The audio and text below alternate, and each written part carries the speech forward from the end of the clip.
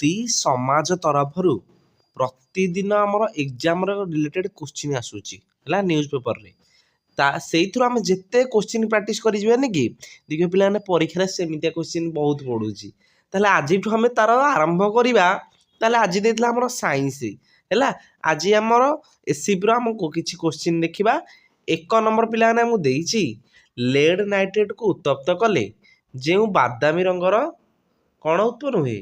ଧୂମ ଉତ୍ପନ୍ନ ହୁଏ ହେଲା, ଉତ୍ସର୍ଜନ ହୁଏ, ତାହା କ'ଣ?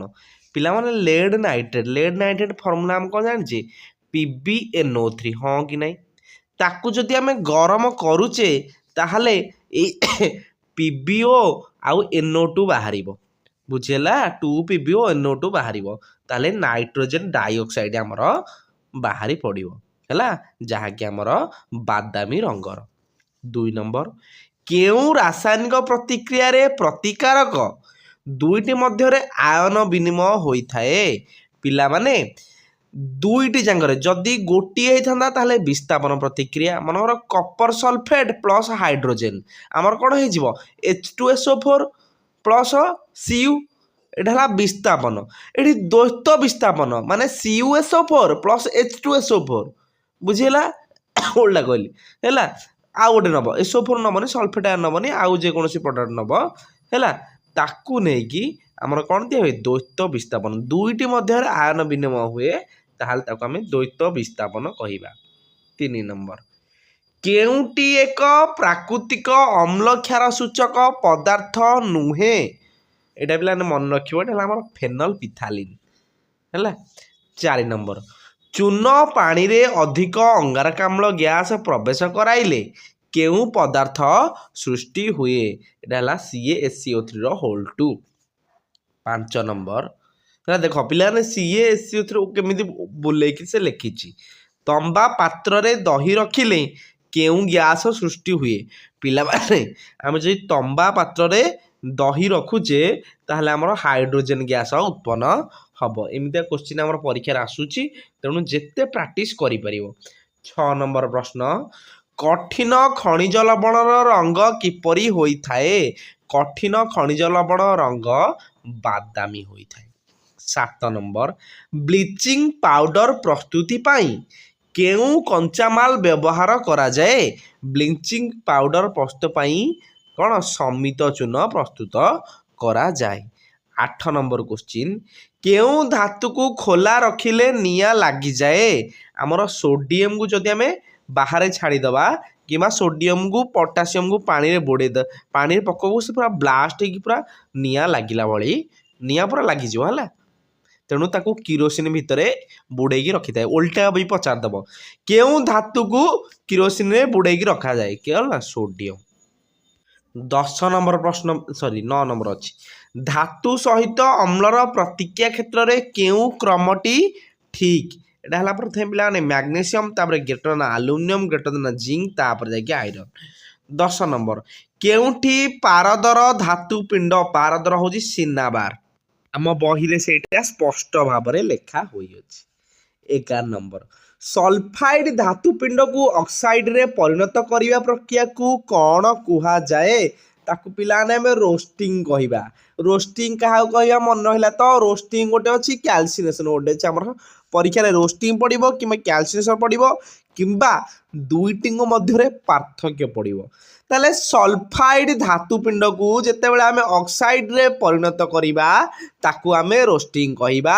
ବୁଝି ହେଲା କି ନାହିଁ? ଏମିତି ମନେ ରଖିବ, ସଲଫାଇଡ୍ ଧାତୁ ପିଣ୍ଡକୁ ଅକ୍ସାଇଡରେ ପରିଣତ କରିବା ପ୍ରକ୍ରିୟାକୁ ରୋଷ୍ଟିଂ କୁହାଯାଏ।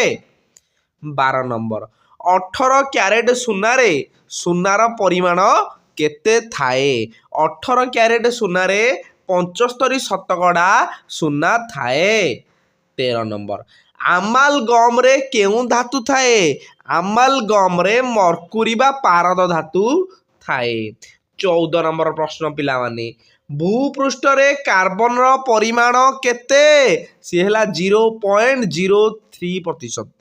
ପିଲାମାନେ ଏଇଟା ଟିକେ ଦେଖିଦେବ, 0.02 ବୋଧେ। ହଁ, ତାପରେ 15 ନମ୍ବର, ସାଇକ୍ଲୋହେକ୍ସେନ୍ ସହିତ ଆଉ କାହାର ଅଣୁ ସଂକେତ ସମାନ?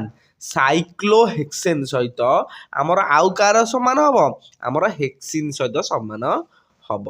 ତାପରେ 16 ନମ୍ବର ପ୍ରଶ୍ନ କାର୍ବୋସିଲିକ୍ ଏସିଡର ସଂକେତ କ'ଣ? ଆମ ଆଖି ଆଗରେ ପିଲାମାନେ ଅଛି କହିଲ ଦେଖିଆ ପିଲାମାନେ କହିଲ। କାର୍ବୋସିଲିକ୍ ଏସିଡ এইটা କାହାର କହିଲ? ଚାରୋଟି ଆଙ୍କ କରିବା କିଛି ଛାଡ଼ିବାନି ଚାରଟି ଆଙ୍କ କରିବା। এইটা ହେଲା ଆମର ଆଲକୋହଲ ହେଲା OH CHO କାରି CHO ହେଲା ଆଲଡିହାଇଡ୍। ତାପରେ ଏପଟେକାର ମଝିରେ ସି ଡବଲ ବଣ୍ଡ O ମାନେ RCOR ତାହେଲେ ଇଏ ହେଲା ଆମର କ'ଣ କିଟୋନ୍। କିନ୍ତୁ ଏଇଠି COOH ଇଏ ହେଲା କାର୍ବୋସିଲିକ୍ ଏସିଡ। ବୁଝିଲା ତ? ତାହେଲେ ଆମର ଅପସନ୍ ଡି ହେଉଛି କରେକ୍ଟ ଆନ୍ସର। 17 ନମ୍ବର ପ୍ରଶ୍ନ ମିଥାଇଲ ଆଲକୋହଲ ଓ ପ୍ରୋପାଇଲ ଆଲକୋହଲ ମଧ୍ୟରେ ବସ୍ତୁତ୍ୱର ଅନ୍ତର କେତେ? ପିଲାମାନେ ଏଇଟା ହେଲା 28 ତମକୁ ଏଇଟା ବିଷୟ ଭିତରେ ବୁଝେଇଥିଲି।